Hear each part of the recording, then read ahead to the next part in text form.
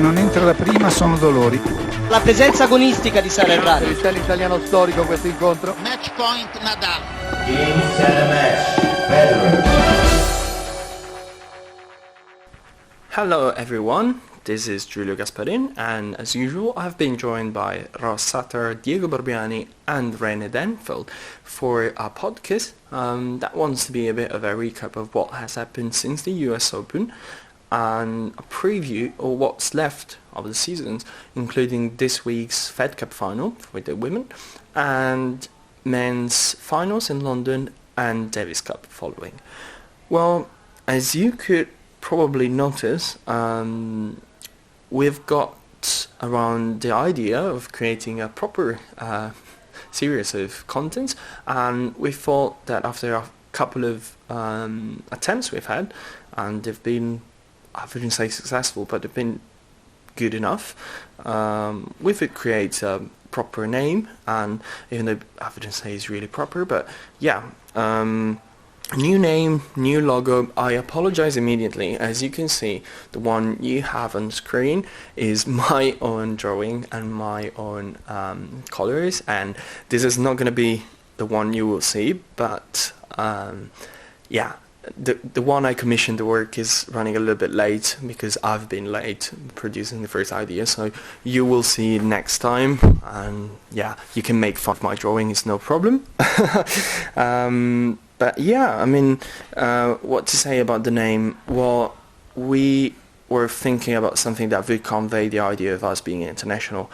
Well, the name doesn't, I know, but the logo kind of does it, I think, with our flags being there, and yeah, I mean, like, my first idea was to call it "Why Do You Say Vamos?" But then probably would have been a little bit too long and probably over the top in a way. So we decided to go with Diego's idea, which was M.T.O, and I think it's a brilliant idea. It's quirky, it's fun, it's just what we like this podcast to be. And at the end of the day, all the three of us are maniac tennis observers. So I definitely think this is a good way to introduce us. Well, we will start with a preview of ATP finals. But before we do that, a little preview of what is going to happen. It's going to be like the main course of our podcast, which will be words from tennis players in Singapore. And as we had Ros Satar being there, and the first thing I want to ask is, Ros, how was your experience in Singapore? Singapore was an absolute blast. In terms of tournament, it was so well run. It was brilliant. The guy kept sort of saying, oh, you know, what can we take from the World Tour Finals? The answer is nothing. You can't take anything that the World Tour Finals does and make it better. It was really, really well run.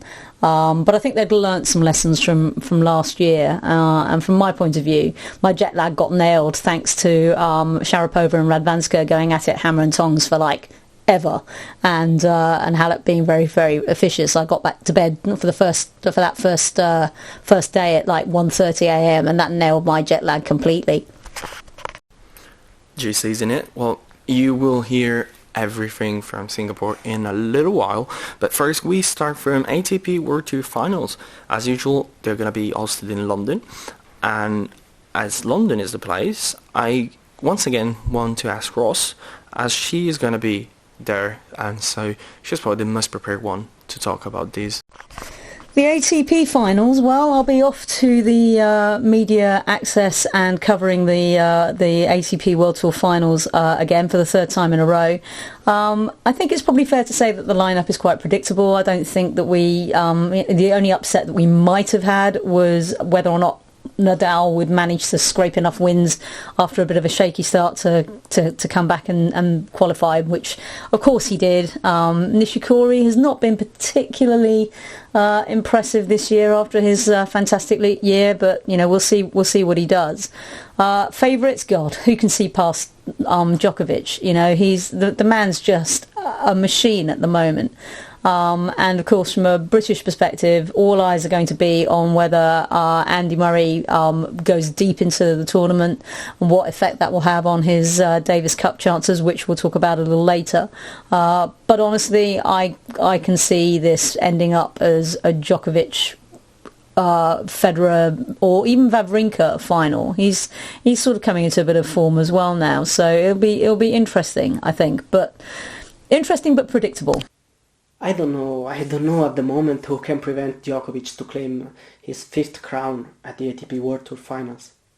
Week after week it becomes more difficult and also quite embarrassing for us to say I think Murray or Federer or Wawrinka or also Nadal has the chance to win the trophy, and to be regularly contradicted by an incredible performance of the number one in the world. Numbers and records, as we always said, speak for him.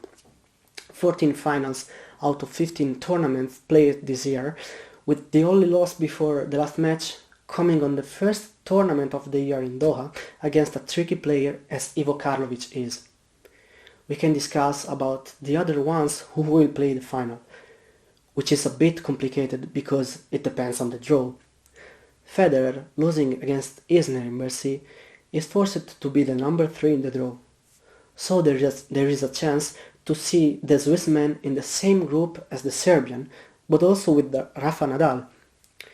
No one of them will be happy with it, and that's for sure, and probably this is the only way to create some trouble in Djokovic's mind, facing immediately the other 2 tennis giants of the 2000s. Maybe the other finalist will come out from one of those 2 players, while Andy Murray has to win all 3 matches in the other group in order to avoid Djokovic in the semis. The risks for him to have a 1-1 between Federer and Nadal in the eventual semi-final are still high. Wawrinka is the last one who can reach the final, but he needs a favourable draw. Coming through a nice run in Bercy, he showed good character facing Nadal and Djokovic almost in the same day, failed by tiredness in the last one. Thank you, Diego. That was a pretty interesting analysis of the situation. And well, to remain on the same topic, I want to ask you, René, what do you think about these upcoming ATP finals? Yeah, I think I've stated this before, I've stated this elsewhere. I think that the biggest question heading into London is who's going to get drawn into which group, rather than who's going to win the whole thing. Because I can't look past Djokovic. I think very few people can look past Djokovic. And for that reason alone, I'm more curious to see whether we're going to get a group with Djokovic, Federer and Nadal, or maybe Murray, Federer, Nadal. And I think the tournament could do with it, mainly because last year's edition was, in all fairness, a bit of a snooze, and except for a certain crybaby moment in one of the semi-finals, not a lot was going on and not a lot was happening. And I think with a really packed group, you'd at least guarantee some very entertaining group stage matches, and that's something the tournament needs in order to stay interesting throughout the week, because last year, in all fairness, it really wasn't. I think my colleagues said it all, basically. I don't want to be the one saying, once again, Djokovic. Yeah, Djokovic is going to win it. It would be probably the upset of the second half of the year if he doesn't win it.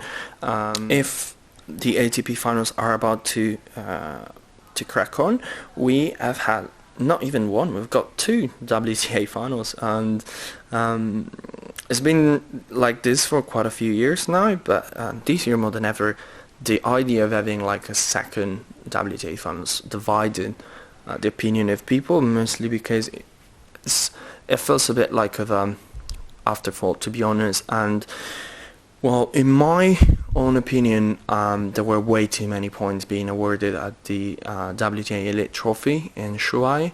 Why that? Well, I'm absolutely, I'm totally happy about Venus coming back in the top 10. It's a great story. She deserves it. She's had like an amazing season, so there's nothing more deserved than her finishing in the top 10. But even if it wasn't her, it was anybody else winning it, 700 points for winning this tournament is more points than anyone reaching the semi-finals unbeaten at the WTA finals, which seems a little bit too much for me. But well, I want to ask also my colleagues what they think. And René and Ros, is your chance to tell me what you think about this WTA Elite Trophy.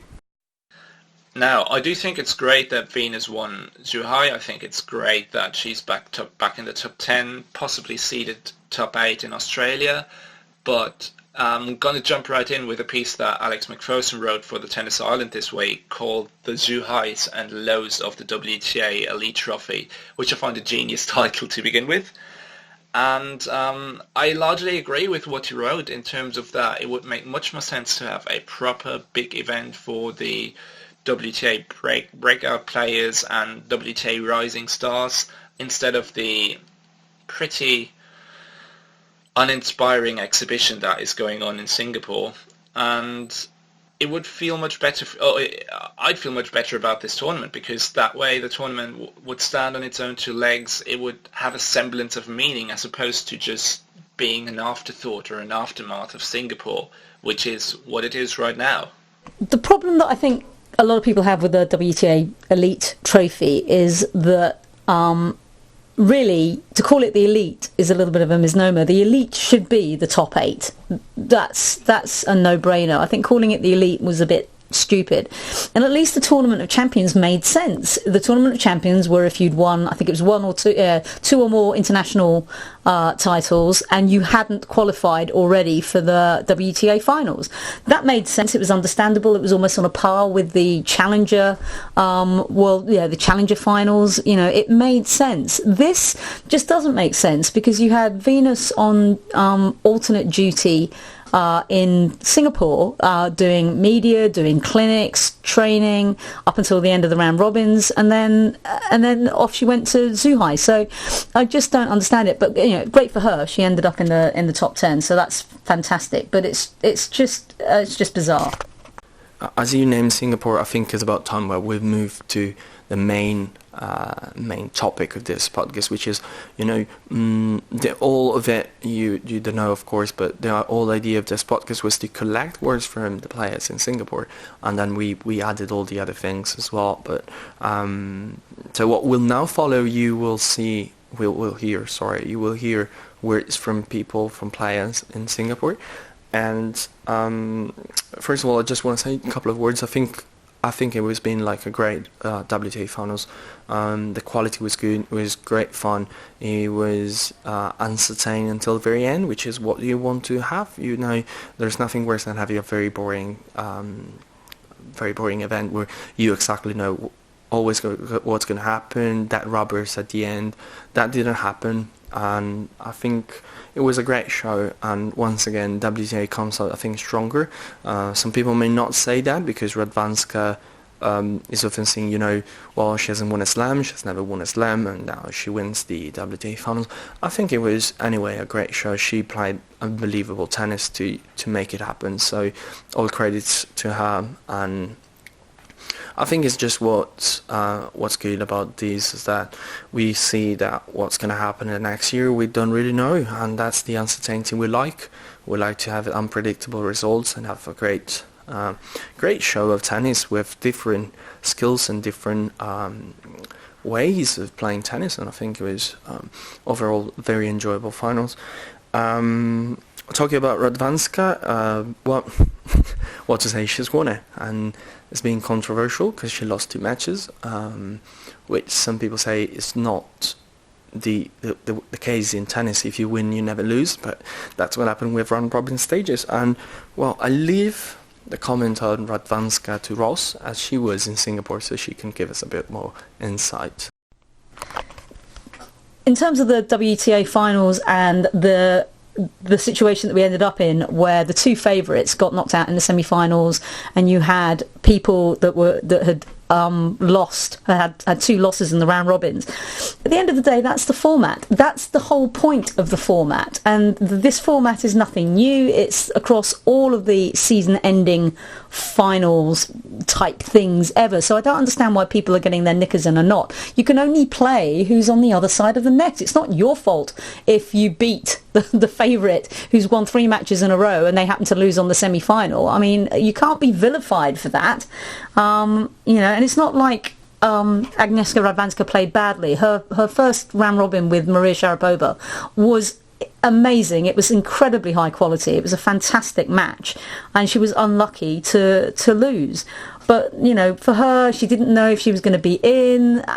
Well, I was saying also before, I lost first 2 matches, but it's not like I was playing bad. It was still good matches, and I just didn't use the chances. I wasn't really focused enough, and something just slipped away, and then it was hard to come back. But definitely not bad matches, and especially the one against Maria. So that's why I just knew that I think being fresh and have a good rest, that's a very important thing for us. And I don't know how, but I was really feeling better afterwards, and I think I used to the conditions, I used to the surface, and I think I was playing even better in those 2 days. So, you saw how much it meant to Radwanska. She was absolutely almost to the point of distraught.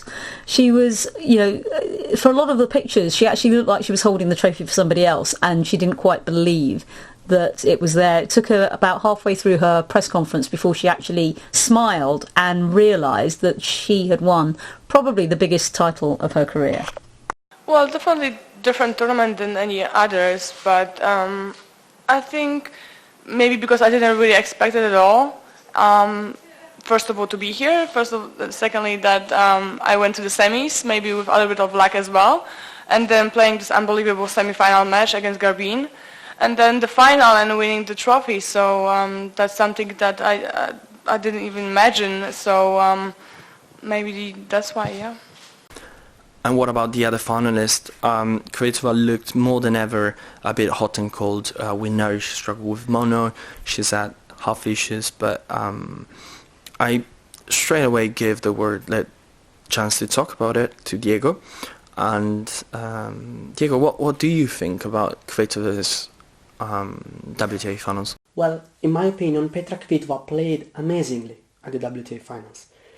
In all honesty, she has had a very difficult year. Started with a positive tournament in Sydney, but that was followed by too many health problems. Nonetheless, after Beijing, she made a blood test to check the situation of her body afflicted by mono, and it said that she couldn't train as much as she wanted. Because of this illness, Petra was in a situation in which one day she was able to give her absolutely best, but the day after the situation could be the opposite.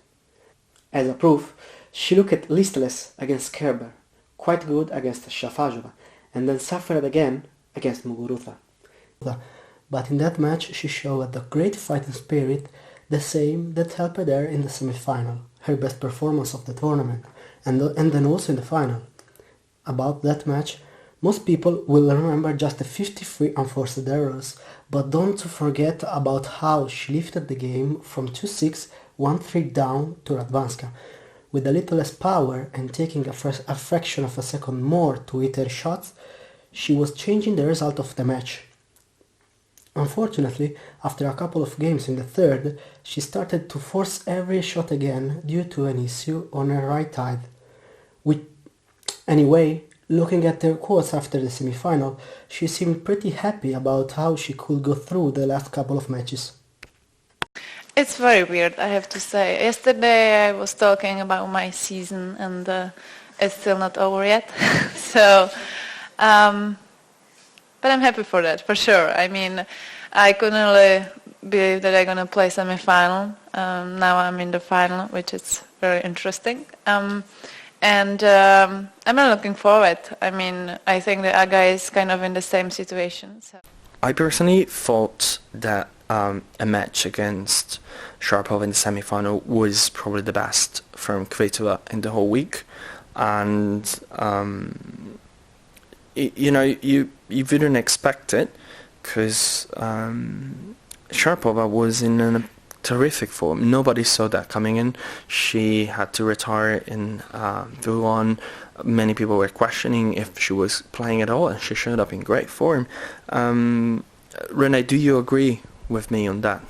In the semi-finals against Kvitova, however, it felt a little bit like the lack of match toughness and maybe even the lack of matches at all started to catch up with the Russian when she let a 5-1 lead in the second set slip against Kvitova and thus lost her semi-finals in straight sets. But still, it was a good week for Sharapova, especially looking towards Fed Cup and also looking at 2016, at the next year in general.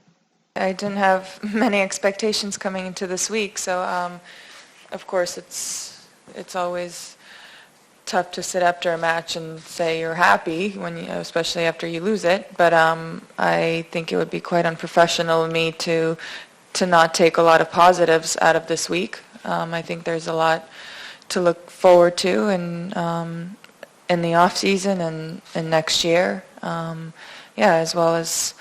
As well as a couple of matches in 2 weeks. One, I think the physical aspect, I was able to play quite physical matches and get through them, and I think that's something I wasn't sure of coming into this week just because I hadn't played a lot. And, you try to stay fit, but it was just really good to be back in a match routine and just go through the days knowing that you have a match ahead of yourself. It's a good reminder. You lose that a little bit no matter how much you train, no matter what you do in cardio and drills on the court. Nothing really gives you that feeling like when you're on the court. So I felt like I gained a lot. I feel like I gained that match physical strength in my body as well as mental.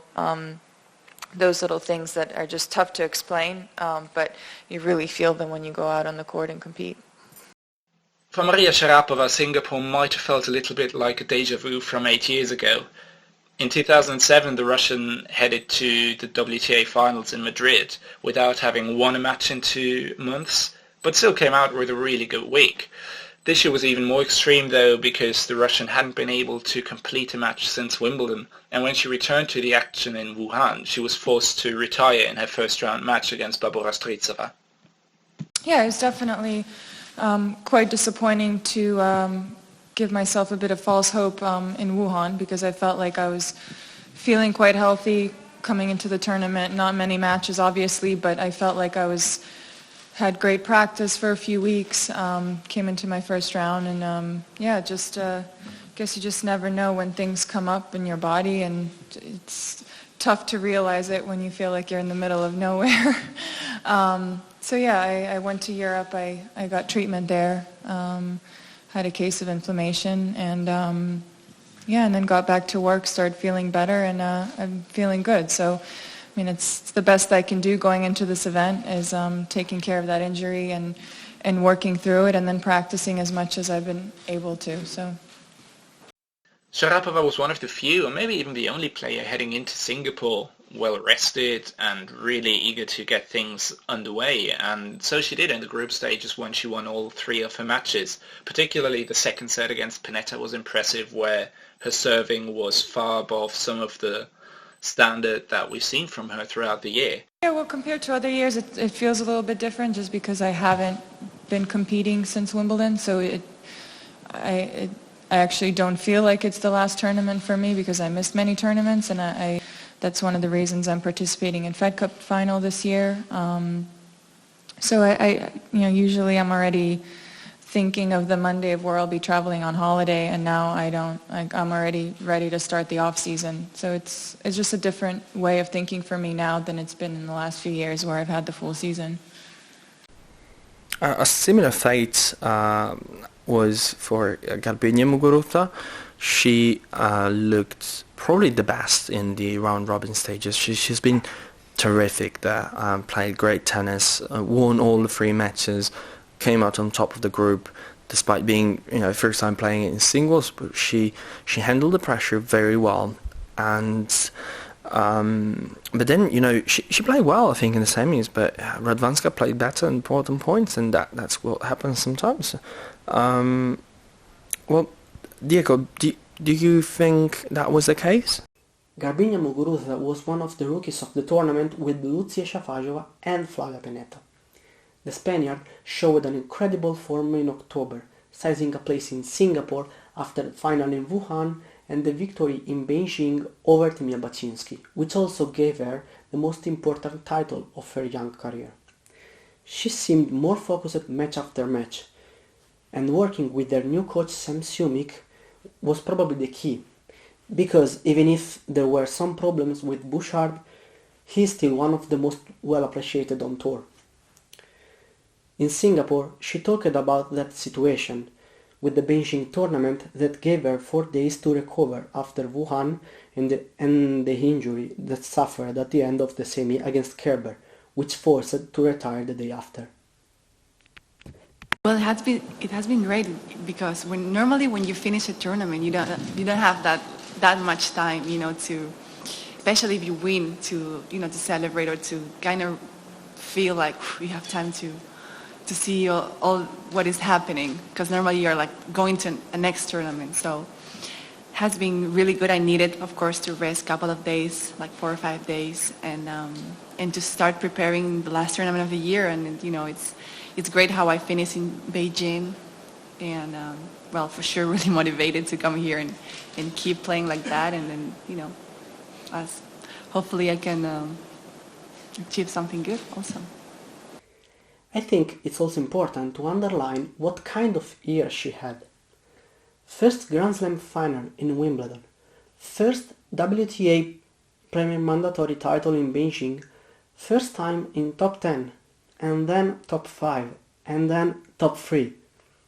She made it to the semi-final in Singapore after 3 wins in a row in round robin, and it was the first time since Petra Kvitova in 2011 that player does it on her first appearance. Only the best Radwanska of the year could stop her from reaching the final. She was also playing doubles in Singapore, where she reached the final, stopped by the best double team in the world, Hingis and Mirza. As she said, playing double was very important on her growth. She persuaded Carla Suarez Navarro to play with her, and now they are both on the top of the singles ranking, which is pretty interesting. I think it's very tough to play singles and doubles, especially when you are, really in high rankings, because every match you play is like, you really need to be 100%. And obviously playing singles and doubles makes you more tired. You have to spend more hours in the side and practicing and, talking and thinking. But I enjoy playing doubles with Carla. We said 2 years ago, Carla, let's play doubles. Let's see what happens. And we are playing Masters again, so it's amazing. And I think it helps me a lot, doubles, for my, to form as a better player, to learn a lot of things. So far I'm enjoying playing singles and doubles, yeah. But it's hard, really hard. Well, playing singles and doubles during the same seasons is not easy, and you can see many top players. Well, in the ATP that doesn't happen anymore. In the WTA is more common, but still not many top players are playing doubles often or constantly. And in here we've had Lucia Shafarova also that qualified in both singles and doubles, and we had a player who was playing in singles and didn't qualify in doubles, but she was a former champion in the WTA finals in doubles, and that's Flavia Pennetta, who came in knowing that would be her last ever event of her career. Well, coming to the last match of the round robin stage, Pennetta knew that she only needed to get 1 set off from Sharapova in order to become the first Italian woman ever to reach the semi-finals at the WTA finals. But despite being strong of a head-to-head that was favorable for her, she had won the last 3 matches coming into this match with Sharapova, and they've never played 2 sets, so it looked as if a qualification was close. But Sharapova was probably playing one of the best sets, best 2 sets she's had the whole season. Especially the second set was absolutely stunning, and that automatically did not qualify the Italian, who was then asked to stay on court to do some sort of farewell speech, but she decided to leave as soon as the match was over. And She gave the reasons for that later on in the press room. I was not able to do that. So I don't want a drama, so I don't like drama, and I wasn't able to do that, so I prefer maybe to do it in few months, I don't know, maybe in Rome or wherever, but in that time, I mean, I don't like drama, I don't like to cry, and I know if I was there, I will cry, so why? No. Despite saying that she was probably about to cry if she was doing it on court, as soon as she got to the media room, she looked very relaxed and not sad at all about it. Normal. I don't know. I feel really good. I mean, I'm happy to have the chance to play this tournament. I think have the last match against Maria was amazing. Play such a good champion, and was a good way also to say goodbye, because when you lose against such a good player, there is not too many things to say. And right now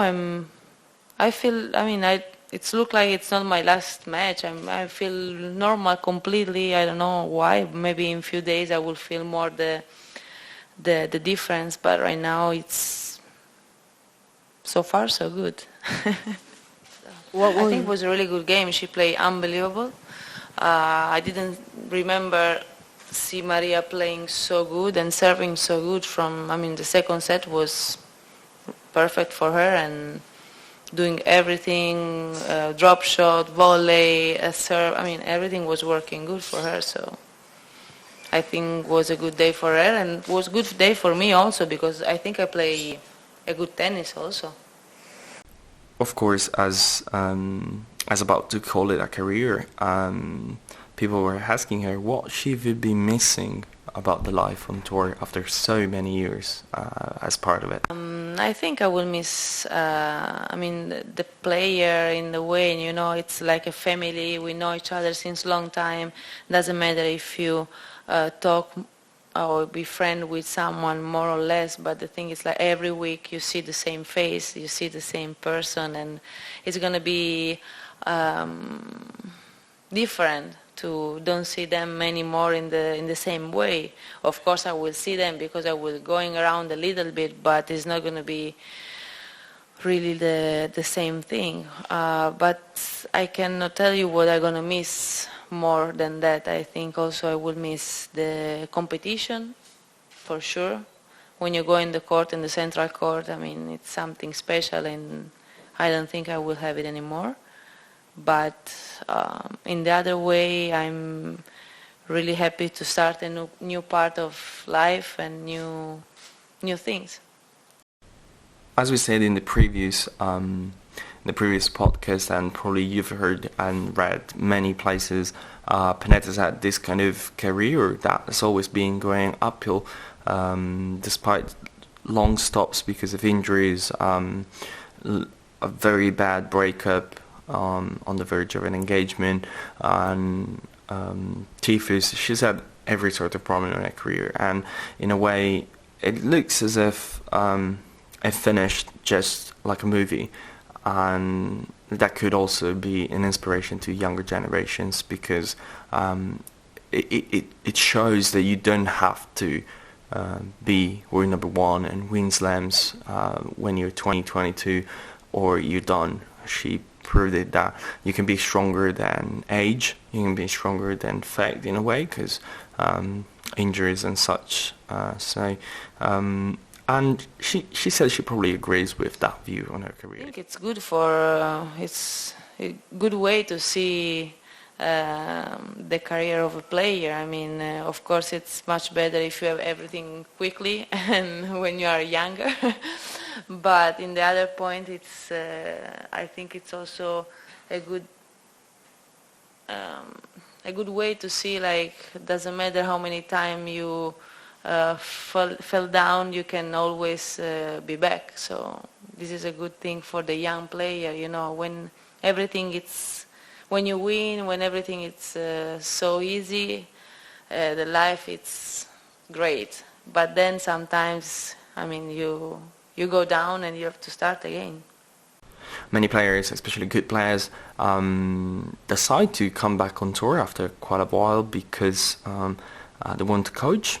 But Flavia doesn't really feel like that, and she actually wanted to tell how grateful she is for people that are always unsung heroes, so coaches and physical trainers. Would you like to become a coach? No. Ever? I don't mean next year, the year after, but in a few I don't know. years. I mean, you never have to say never, but I don't see myself like a coach. Why? Because you don't want to travel again? Because I don't want to. I don't want to travel. I don't want to have the pressure of the. I mean, it's. We think when we are in the court, we are just the one who are in the court, the one we fight, and the one get tired. But the truth is, like, we have with us like two persons most of the time, the coach and the physio, the coach is the physical coach, and they are, I mean, the life for them, it's really tough. They are out, they don't spend time with the family, they have to be really calm all the time and try to be positive all the time. I mean, it's not easy to be a coach, and I don't know if I have the ability to be a good coach. As a last note, it really happened. Serena Williams called Flavia after the US Open to congratulate her, and the whole thing couldn't but be hilarious, and that's how we want to leave Flavia with this small podcast, so small bit of podcast that shows how such an amazing and funny and easy girl she is in dealing with her colleagues as well as with journalists. I didn't have her number, and she just asked to my number, I think, to Carolina. And but because my phone was ringing so much, I didn't answer to the number that I don't recognize. So she sent me a tweet, "Flavia, it's me, it's my number, call me," and I called her. So now I have her number. And do you ever think maybe people were surprised? I mean, it was not that long. But she would just call me and she say, "Hi, baby, how are you? I'm so happy for you." And I'm ask her how she was feeling, and she say, "It's tough for me, but I'm so happy and proud of you." And you're really going to retire? I say, "Yes." It's good for you. One last thought about Flavia. I think, it's great the way she's leaving at the top of the game, and she finishes with past that says a past ranking as being number 6 following the US Open, but she's been in the top 10 twice before in 2 different years. She's been world number 1 in doubles. In doubles, she won the WTA Finals and the Australian Open. Of course, she won the US Open in singles, won Indian Wells, and most of all, she won also 4 Fed Cup titles with Italy. The first titles for Italy in Fed Cup, and it's starting from Fed Cup that I want to move on to the next topic, which is indeed the Fed Cup final of this year, that we will have Russia and Czech Republic facing each other for the title. Surprisingly, as you probably have guessed, that Ros has been everywhere lately. She won't be going to Prague, but I'm still leaving her to talk about this Fed Cup experience.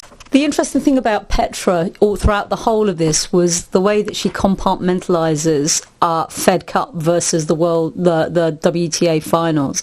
For them, Fed Cup is huge. We were lucky. We sat opposite a couple of Czech journalists who were giving us an inkling of how big this team competition is.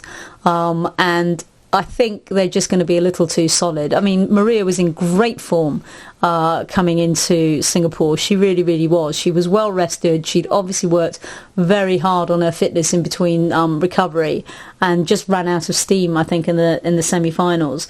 I think Maria will be going home with a runners-up medal, and I think the Czechs are going to pull it out the bag. On the Czech side, I think the greatest weapon Czech Republic has got at the minute is that Lucia Šafárová is their second player, but she's been, fundamental in the past in Fed Cup. She's always played very well in Fed Cup. and she's coming strong with a fantastic season despite the latest problems. I think I would say that that's probably the biggest weapon that Czech Republic can go to. Also, if Lucia is not feeling 100%, they've got Pliskova, who's who's had like a great season. She's been in the top 10 this year, and she reached the final in Shuai, so she's also proved to be in a very good form. René, what do you think about Lucia, especially? Sharapova is certainly going to be one of the main figures or main characters in the Fed Cup finals this upcoming weekend, as one of 3 top 10 players competing, along with Kvitova and Sharapova. She's certainly going to have a major say in how this whole weekend and how the Fed Cup Finals 2015 are going to turn out, and who's going to come out on the winning side. But the past couple of weeks and months haven't been the easiest for the Czech, and she struggled with a number of health issues and injury concerns that have set her back on what was a breakout season for her. Yeah, I got the abdominal tear in New Haven finals against Petra, and then I couldn't really play the US Open, so I went back home, and unfortunately after a few days I got the bacteria infection, which I had to be hospitalized for a week, and it took me longer than I was expecting to recover, and I was still hoping to play any of the Asian tournaments, but I wasn't recovering as fast, so I had to pull out. And then my first tournament back was Linz, and last week Moscow, and in Moscow I felt already pretty well physically, so I'm feeling pretty strong right now and ready to play. And even though it's been a somewhat injury-ridden second half of 2015 for Sharapova, it's also been a season of many firsts. First time that she's made the finals of a major in Paris this spring. First time that she's cracked the top 10, which is also a major achievement. And in a way, it's also been a season of fulfilling and realising her potential, because a lot of people have always said that if things fall together for Sharapova, there's a very good chance that she could play spoiler at big tournaments, that she could go very deep at big tournaments. And she's shown signs of that last year at Wimbledon, but this year in Paris, things really fell into place. And yeah, in a way, as she says herself, it's been a dream come true in with regards to several aspects of what she wants to achieve in her career. Well, I always had the dream to be there, like in a top 10, let's say. And I've always believed in myself. It was just first when in my early stage of the career, I was injured a lot, so that set me back a little bit. And then I've struggled with different things. So, but I always kind of believed that I can be there. And I think that's what kept me really motivated. And I think that if a person has the goals and it's just going towards them, sooner or later they might become true. Well, probably the story of the week regarding the Fed Cup coming into this finals is that we got Maria Sharapova playing as the first time in a long while. We will see her on court for the finals. For Fed Cup finals, and as you can guess, the big surprise is next year you got the Olympics, and she needed to be eligible to play this time to be part of the Olympics. Yeah, it's a shocker, isn't it?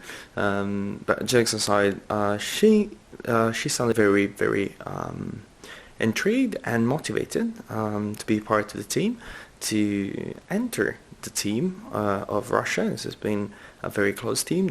All the girls have been looking very friendly and enjoying their time together, and she sounded very optimistic about taking part of that for the first time in a long while.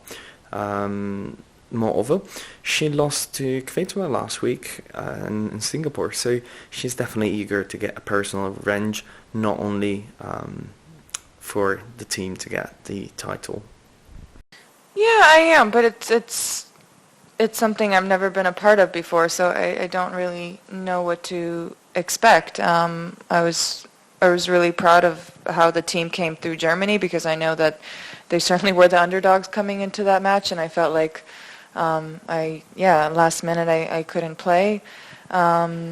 So that was disappointing, so I'm really glad that I have another chance to compete and be part of the team. I had a really terrific experience in Poland with everyone, and Nastya was a really great team leader, and I'm excited to be a part of it again. I don't know what to expect. I know it's going to be much more difficult than the first time around, but it's never easy playing away, and it's never easy being in that final as well, and I just look forward to the experience and something new for me. I think a lot is going to depend on which Kvitova and which Sharapova is going to show up on the given day, because at their best they can obviously beat anybody, and at their worst, well, they can lose to quite a number of people, let's be honest here. Overall, I do think the Czechs have got an advantage. They've got a home crowd behind them. They're probably going to install these really, really quick indoor courts again, the way they did last year against the Germans. I've got an inkling feeling that Sharapova might win her two singles rubbers and take it to a deciding fifth doubles rubber. And I'd be all for that, because let's be honest, we all want to see Barbora Strycova duke it out in a final deciding doubles rubber, which could be potentially super entertaining. And overall I'll go with a 3-2 victory for the Czechs. This is the first year I can't figure out who can be the favorite to win the Fed Cup final. Both Czech Republic and Russia have great competitors, top 10 players who can play really well on that surface will wait them at the O2 Arena in Prague. It will be very tight, but the good aspect for the home team is that Lucia Shafazova was playing really well on her last match of the WTA finals. You know, in a team competition probably it's more important to have a good second player, as Lucia is, instead of Pavlyuchenkova at the moment. While Kvitova and Sharapova came through a similar year with a lot of physical issues, which limited their performances tournament after tournament. I remember the Fed Cup final in 2012 when Czech Republic faces Serbia, and Shafazova was the local hero with two incredible singles victories over Ana Ivanovic and Jelena Jankovic. I think we could have a similar situation this year, with the local team at 60-40, but it is also true that Petra must win her first match on Saturday, or probably the tie will be decided by doubles, and Russia could take an advantage with Makarova and Vesnina. Well, I would say Czech Republic is the favourite, even though Sharapova is in great form. So I personally would still go with Czech Republic. And for the other team competition is about to come up in a couple of weeks' time. We're going to have Davis Cup, and that was the unexpected final. I mean, nobody would have told that this time this year you will have Great Britain facing Belgium with so many other good teams, but you know, they came on top of every challenge and they deserve the spot in there. But I think that even though the run of Belgium has been inspiring, they just made it like a terrific fairy tale. I don't see them passing past Murray. There's too much of a gap between Murray and the rest of the Belgian team, even though Goffin might be training the whole week, the whole time, where Murray is going to be in London and switching back to clay. I still think Great Britain is the heavy favourite. So I can't but ask Ros. She will be probably standing very hard for Great Britain. So what do you think about this finals? Apart that, for sure, you're going to make all of us very jealous for being there. Rule Britannia, Davis Cup. I will be off to Belgium for the first time since I was a kid, I think. By rights and on paper, this should be Great Britain's win in the bag. But we all know that home advantage can really count. I mean, we've seen it in Glasgow for the British team, how they pretty much demolished the United States. And I've got to say, every time the roof is lifted off with the home crowd in all the ties that I've been to this year at home, it makes you a little bit emotional. I'll be honest. In Glasgow in March, I was almost in tears when Andy walked out. It was his first time walking out since he'd won his slams, and it was just incredible. The noise was unbelievable. So the Belgians are going to get behind their boys, but I think Andy stomped on Goffin pretty hard in Paris, and his record. If you look up his record against Goffin and Darcy's record on clay, even against, say, Kyle, if Leon Smith was to take a punt and put Kyle Edmund in front of James Ward for the British number 2, Kyle's record on clay has been good. They both had patchy form. In reality, I think it's down to the brothers Murray. I think Andy's going to have to win both of his singles, and I think he will team up with Jamie, who's been solid. The last 2 ties that I've been to, Jamie has just been rock solid. From somebody that was sometimes maybe a little bit hit and hope, his maturity has really come through, and I suspect it will sit on the Murray brothers' shoulders to bring Britain home. I think they can do it, but I think it's going to be a roller coaster. This is the final that nobody would have expected at the beginning of the year. The chance to win the Davis Cup for Great Britain, who came back to the World Group just 1 year ago, it's really high, even if there is the old problem of the second singles player. Belgium, who also had an incredible run to be there and competing for the title after 110 years since the last final, must win 1 match on the first day, and David Goffin will have a very huge pressure on his shoulders. He has to manage with it because Great Britain, with Andy Murray on this side, are the clear favourite also for the doubles match on Saturday. So, for the home team, in order to build a remarkable victory, they must pass from at least a 1-all at the end of the first day and try everything to get the second point on Saturday.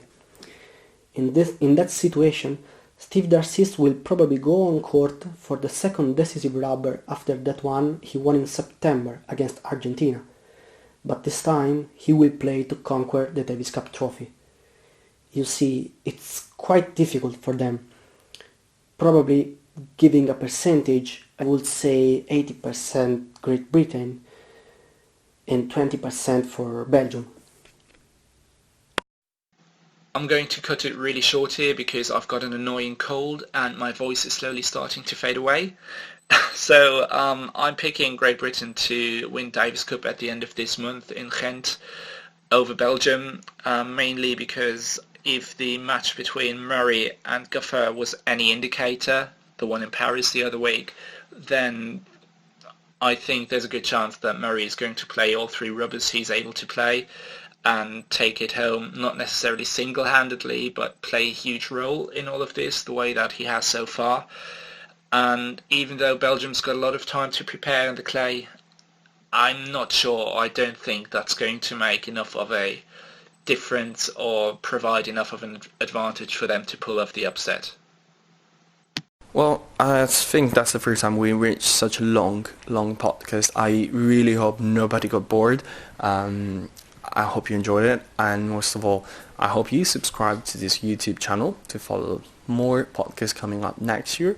I can hint to you that we're going to have some words coming from Australia next year, so that's something I can already promise.